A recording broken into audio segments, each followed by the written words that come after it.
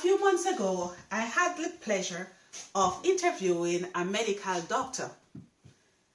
He spoke about topics to do with men's health. At this point, I want to say thank you again to Dr. Dunkley, who was instrumental in making this interview happen. The interview that you're about to listen to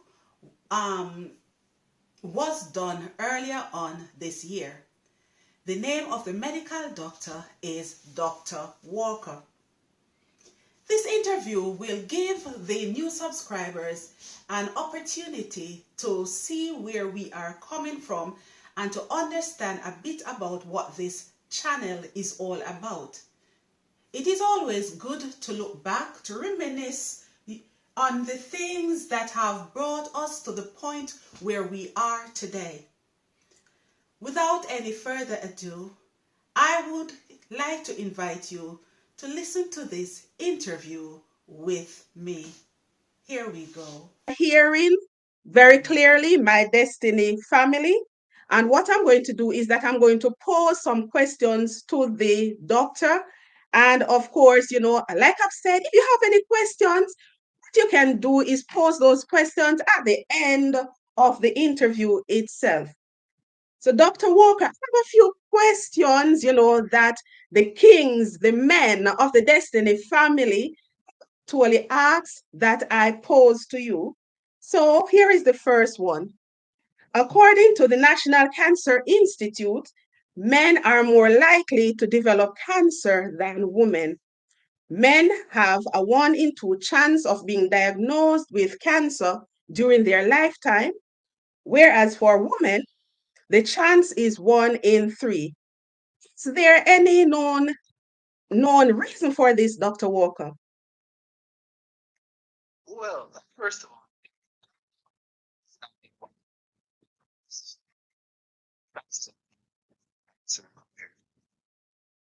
we first have to identify what exactly causes cancer, and is there any way that our body protects itself from getting cancer?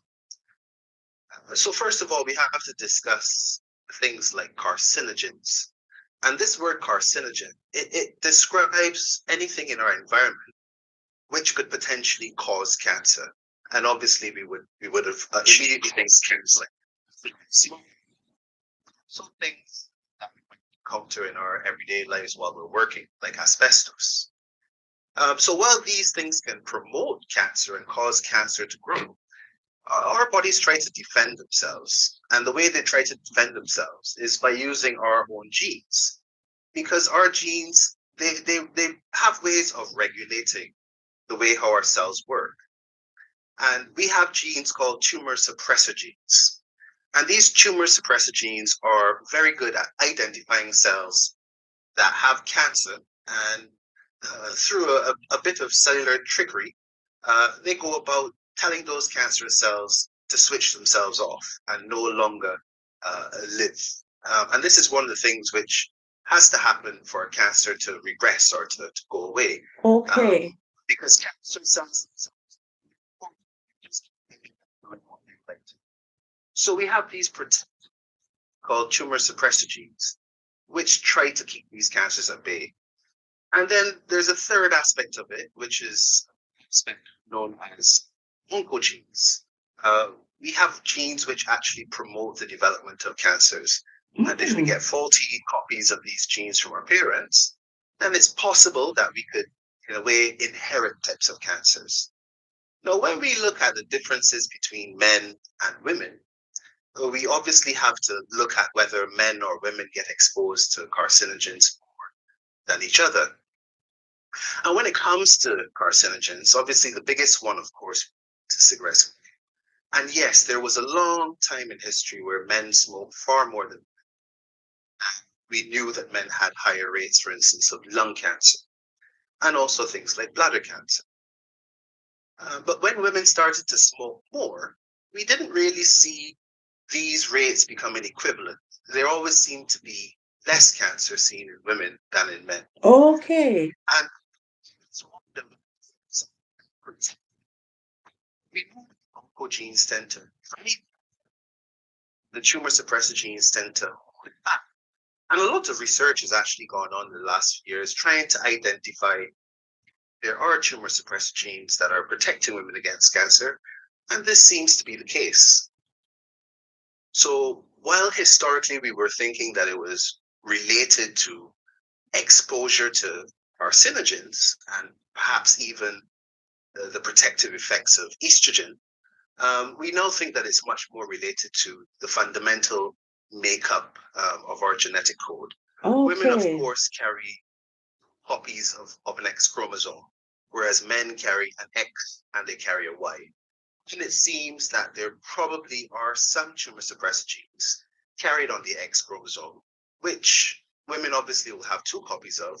So they have double the chances of having those tumor suppressor genes, whereas men would only have a one out of, one chance of getting one of those genes from their mother. The Y Okay. chromosome, of course, is passed from the father. So it seems to be related to our genetics. Nonetheless, it doesn't mean that there aren't things that men can do to try to protect themselves from getting cancer, as can women. Okay. That's very interesting, actually. Mm, From what you have said, I would like to ask as well, doctor, is there type of cancers that men in particular should be mindful of?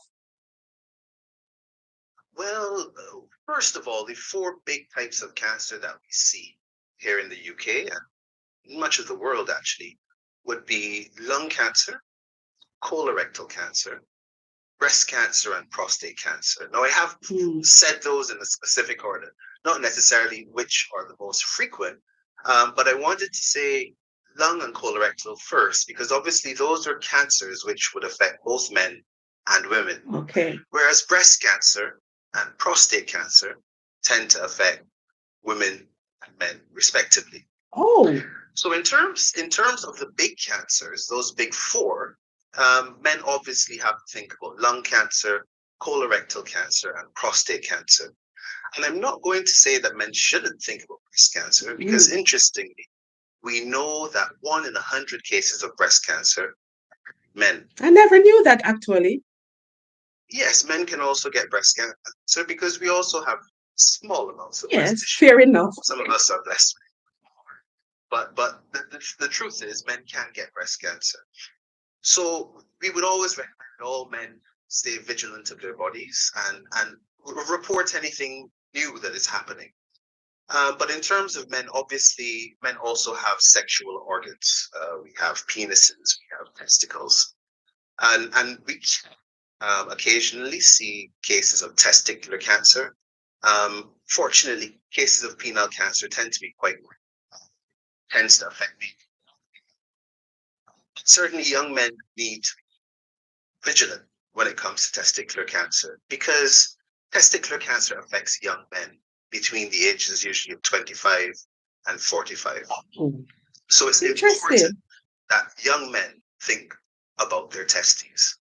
And in older men, obviously, we've mentioned prostate cancer. This is one of the most prevalent types of cancer around the world. And we see it as men get older and older. It tends to be rarer when they're young.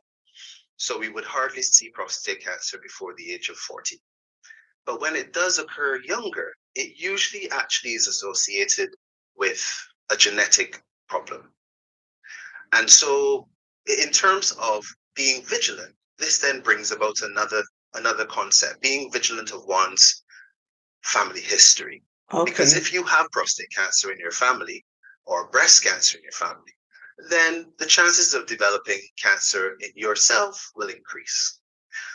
So what I tell Mhm. men is it's important not only to be vigilant of the symptoms they might get, but also vigilant of their family history and also vigilant of the risks that they might be putting themselves at. Okay. So I guess in terms of how men should be approaching thinking about cancer, um, it's difficult to give a direction to go in. I think what's important is to recognize that yes, testicular cancer can occur when you're young, prostate cancer can occur when you're When older, you're older. but Mm. other cancer can at any point in a man's life. Okay. Okay. So signs and symptoms you could Yeah, expect that's what with I was, yeah, testicular cancer. thinking about. So with testicular cancer, it's important for men to examine their own testes and actually to know what their scrotum contains, because many men actually don't have any idea. Even though we wash ourselves every single day, many people just don't feel what realize there's you should know about. So Okay. you will know that it's the area where the sperm is, and then there's then automatic come down. When you feel this, you Oh, we're chipping out a examine, bit. and then you will come up all. Yeah. Okay, doctor, I'm sorry. Could you repeat that? I think we were chipping out just a bit with the testing part of it. Sorry. Yeah, sorry, yeah, you were saying how to do like a little test. What do you do? You're examining those, looking if you can feel it's change, and which contains the various structures, and Oh, we're chipping out. this which a little bit tender. And is this your love? Okay, doctor, just a minute, Dr. Walker. Yeah, it keeps chipping in and out. What I'm going to do is that I'm going to end the call and reconnect immediately. Is that okay? Okay, fine.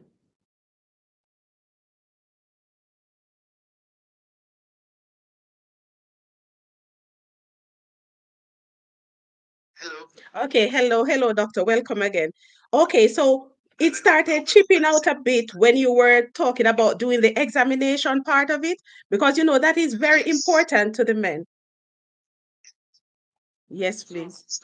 so test screws things. There's the testis, and then the tubes that come off the testis.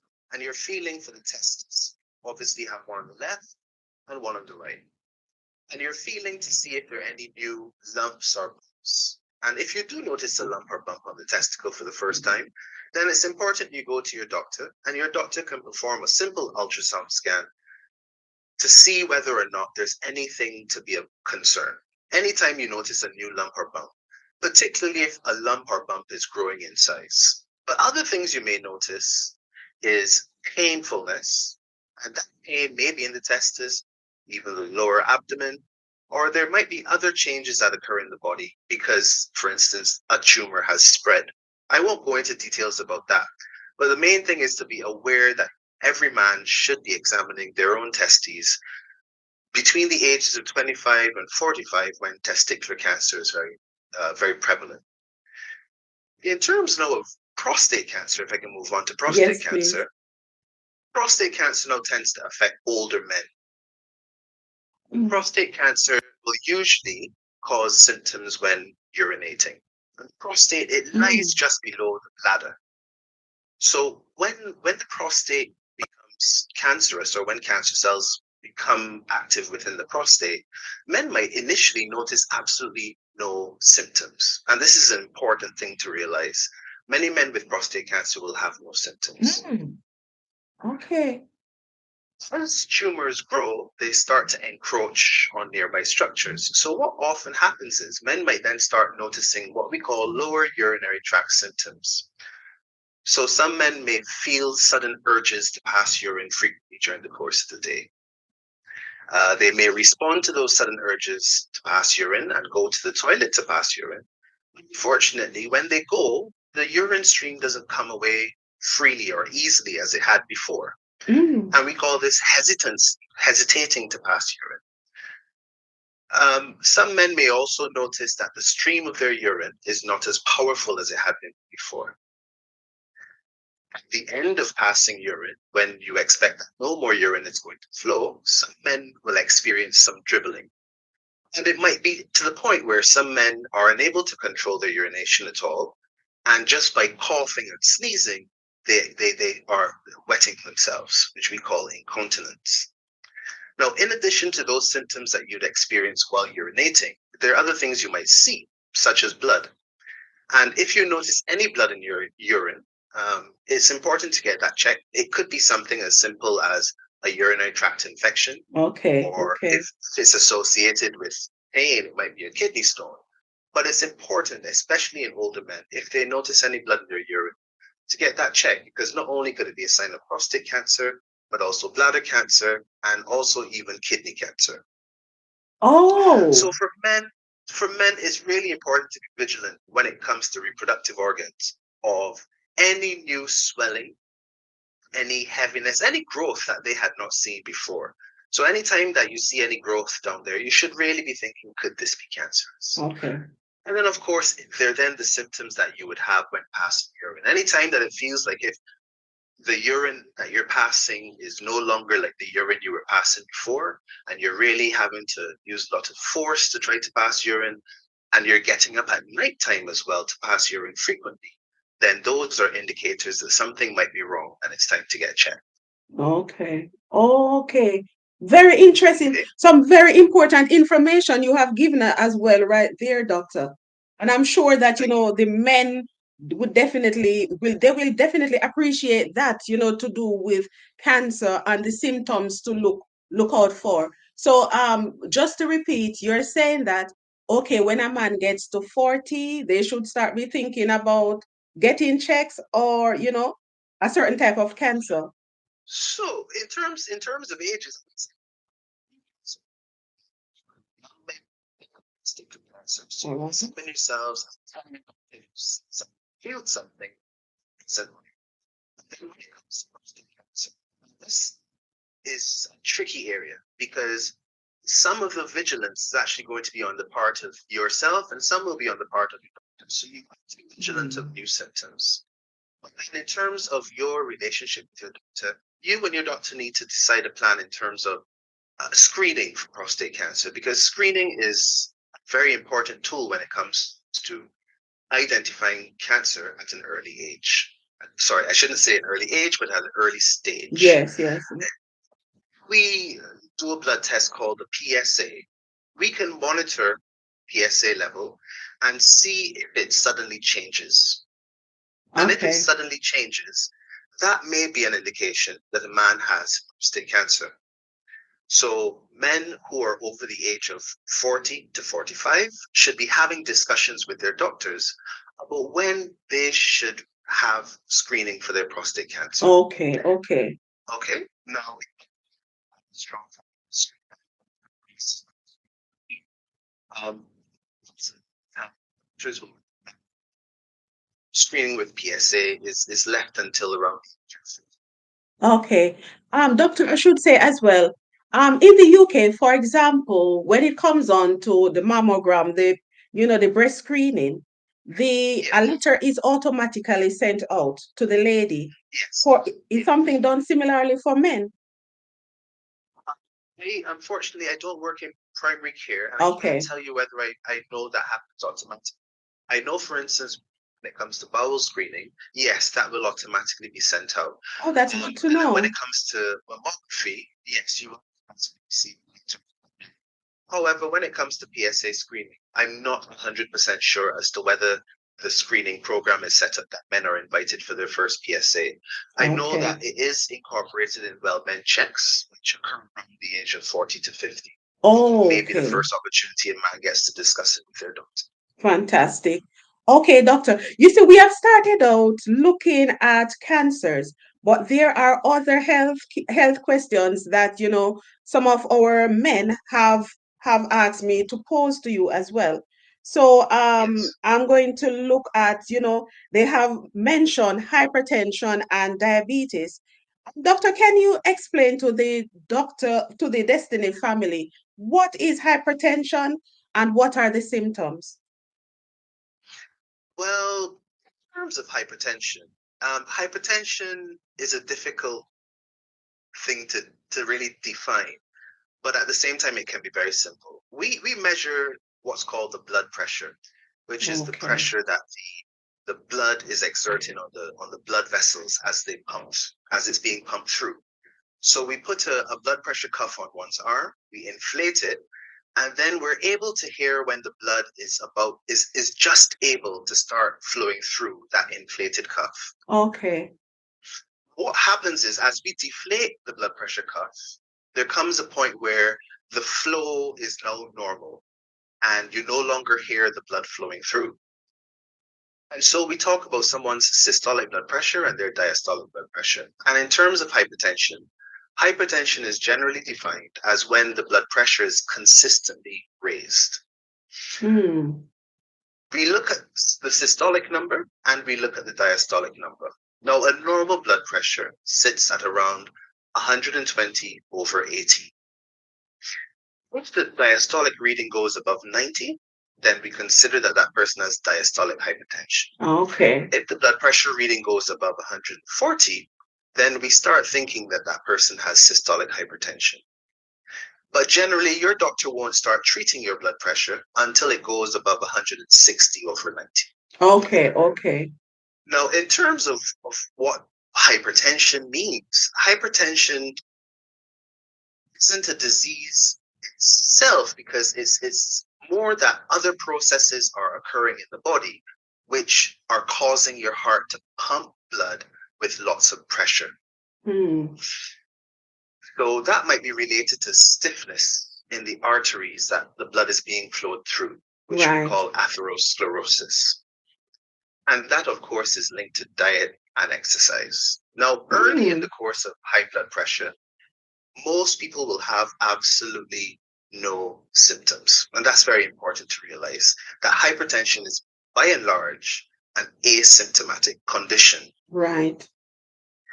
Which many men will then say, well, why do I have to take medications if I'm not getting symptoms? The problem is that the symptoms, when they occur, are usually indicative of something serious going on. Oh, okay. Now, some people might experience headaches or dizziness or slight nosebleeds, blurring of their vision when their blood pressure is really, really high.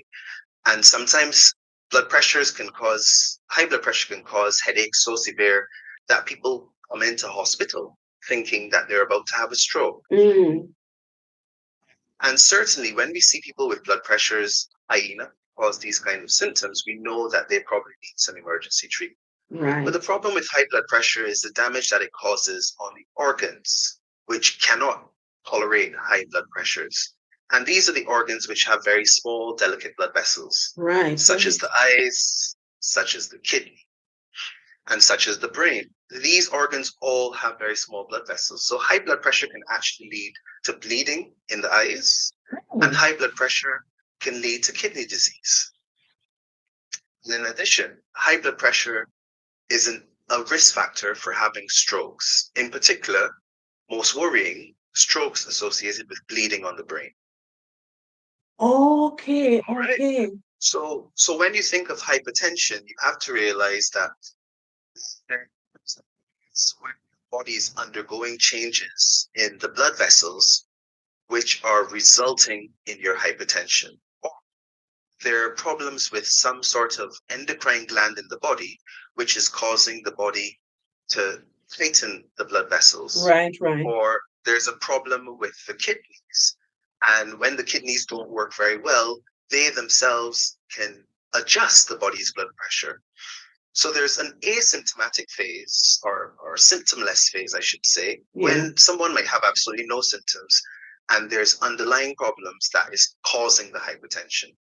Right. Right. Then there's the phase where the hypertension is actually established and you may also still have no symptoms. And that may go on for years and decades until eventually there's a catastrophic event when, unfortunately, the blood pressure has gotten so high and damaged blood vessels that someone then suffers from a stroke, for instance, or they suffer a heart attack or a major problem with some of the major blood vessels. And it is identifying those patients in the asymptomatic phase at the beginning, which is really important, because that's when starting treatment is most important. Okay. We want to start treatment before any of that later damage occurs. Doctor, for this, would you Yes. suggest like an annual checkup? Some people actually schedule like an annual, I'm not sure if they call it a full body checkup. Do you think that perhaps if you're saying, that there's a phase where there are hardly any symptoms, perhaps Yes. an annual checkup would sort of help? So, in terms of blood pressures, how frequently you measure them is Okay. important because we don't actually diagnose someone as really being hypertensive until we've seen about three recordings which are high. So you Okay. may come to your Okay. doctor one day, you might be very, very stressed and anxious, and your blood pressure is high because of your emotional state. And your doctor would not diagnose you as being hypertensive at that visit. We usually wait for 3 visits at your doctor with persistently raised blood pressures. So when you're talking about doing an annual blood pressure, Might not that help. seems Yeah. reasonable. Because your blood pressure is much more regularly than every year, probably every month or two, to check Okay. on your blood pressure to see whether it is persistently high to try to make that diagnosis. Now, there are some people who suffer with something called white coat hypertension, Hmm. which means that the second that they see a doctor, their blood pressure goes up. Okay. And Okay. so sometimes, as cheap as it might be the reason why somebody's pressure. And in some cases, we actually let people do blood pressure readings at home, which is called ambulatory blood pressure monitoring. And that allows us to see what someone's average blood pressure is like. Okay. Okay. You know, So, in terms of monitoring it yourself, as you said, you can go to your doctor every year just to have an annual checkup. And I'm sure your doctor wouldn't have a problem checking your blood pressure. But if it does become high, then you do need to monitor it more closely. okay. Would you say that if, for example, you would say that it runs in your family, you have a history, would you say that that is It's something important to disclose that to your doctor, your very, GP? like so which we've discussed before, hypertension has been found to be associated with family history. And so Okay. if you have got a strong family history of hypertension, then yes, it's very important that your GP knows. Fantastic, fantastic. Doctor, finally, I've learned that there are three types of diabetes. Diabetes while you're pregnant, which people hardly talk about, but there is type 1 and type 2 that people are more familiar with. Would you be able to say, the difference between the type 1 and the type 2 diabetes, please? Sure. One diabetes is a condition which tends to affect young people. So it tends to occur in childhood. So most people will be Oh, diagnosed by a pediatrician. And we identify a phase where diabetes seems to have started, and then we then see a period where diabetes then becomes truly established. Okay. And what I mean by that is, of course, with diabetes, diabetes is a disorder of the glucose metabolism in the body, and glucose is the sugar. And glucose is really important because it is the main energy source for our cells. So our body tries to tightly regulate how much glucose is circulating around.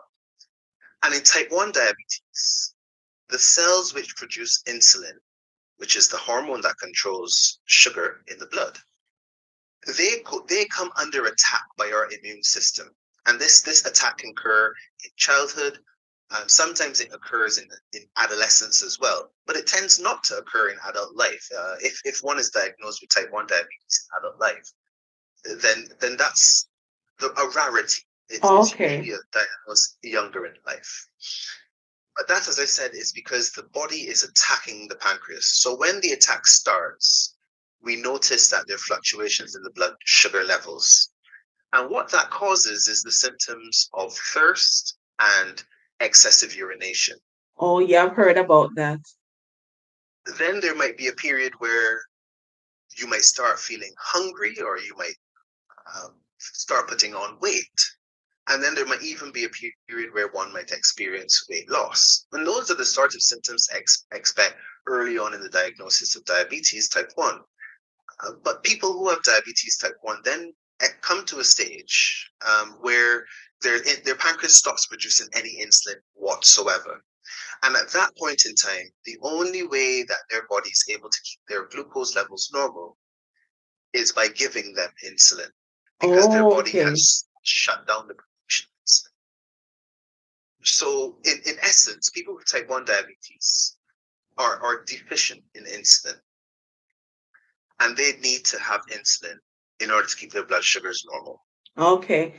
Moving on to type 2 diabetes, which we tend to see later on in life. Just a minute, doctor, before you go on. Yes. Welcome to those who have joined the live. Remember, at the end of the interview, if you have any question to pose to the doctor, WhatsApp call, it is 07930 976688. And of course, the link is in the comment section. If you want to pose a question from outside of the UK, then it's 447930976688. And of course, that can be found in the comment section. Okay, doctor, sorry to cut you there. That's okay. So, which occurs in childhood and adolescence and is related to your body attacking the pancreas gland. Now, with type 2 diabetes, the problem that we see is that there is a period which is described as pre-diabetes. So similar to type 1 diabetes, where initially some insulin is being produced and symptoms are occurring because the blood sugars are a bit erratic. And then there's that phase where there's no insulin. We see a pre-diabetic phase where what we see is that there's insulin resistance. So the insulin that's being produced by the body isn't doing exactly what it should be. Okay. And there may be a reduction in the amount of insulin that's being produced in terms of what the body needs. Right. And as time goes by, these imbalances become more and more. And then later on in type 2 diabetes, we may see a period where someone then finds themselves requiring insulin to try to keep their blood sugars under control. But what's important is to realize that a lot of the illness of that can occur with diabetes type 2 can be prevented through diet and exercise. Because we know that type 2 diabetes is strongly associated not only with family history, but also with obesity. Okay. So having sedentary lifestyles and eating way more than we should and having a high BMI are the main risk factors for developing diabetes type 2. In addition to those risk factors causing type 2 diabetes, of course, they also predispose us to high cholesterol and also to hypertension. And that combination of those three conditions is very dangerous, because those are the three biggest risk factors for heart disease and stroke. Okay, okay. You know, I've heard of some people having like borderline diabetes. Can that be reversed Yes. any at all, Dr. Walker? So yes, because pre-diabetes be reversed. Okay.